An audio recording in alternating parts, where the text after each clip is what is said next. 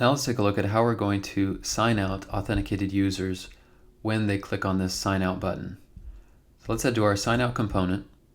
So what are we going to need to do when we want to sign out a user, when this button is clicked? Well, first of all, we know that we can simply remove our auth token from local storage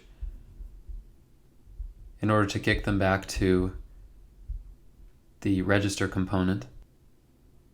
And additionally, remember that with our client state that we have in index.js, we're keeping track of whether the user's logged in with this isLoggedIn value.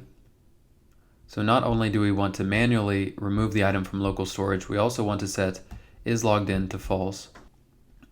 And in so doing, that's going to kick us back to the register form. But what's interesting here is that we just want direct access to the client. We need access to the client to, once again, use the write data method to set isLoggedIn to false. But how do we get access to our client without needing to execute a query or a mutation in the process? We saw that with our login component, when we executed the token auth mutation, that we could access the client by destructuring it from our render props function. But how do we get access to it here? Well, a convenient way that Apollo makes available to directly interact with our client without needing to execute a query or a mutation is to import a different type of component called Apollo Consumer. That's going to come from React Apollo. So we'll add Apollo Consumer by wrapping our button with it. We'll wrap all of our markup with these Apollo Consumer tags. And just like the other components that React Apollo makes available to us, we need to add our render props function.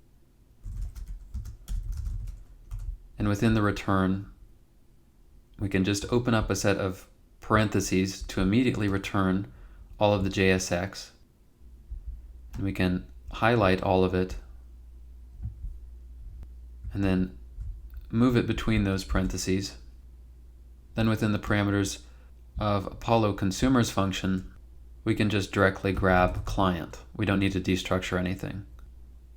So now we can add an onClick to our button. We'll add an inline arrow function and have it call a new function called handleSignOut, where we'll pass through the client. So within our signout component, let's create handleSignOut. And first of all, let's remove from local storage our auth token item. So we can say local storage.remove item and provide the string auth token. Then we can take our client and use write data, access our client state data, and set isLoggedIn to false. And finally, for development, we'll just say within a console log, signed out user, and we'll pass through our client. So let's save sign out. And it looks like I made a mistake in moving the closing tag for Apollo Consumer. I put that in the wrong place.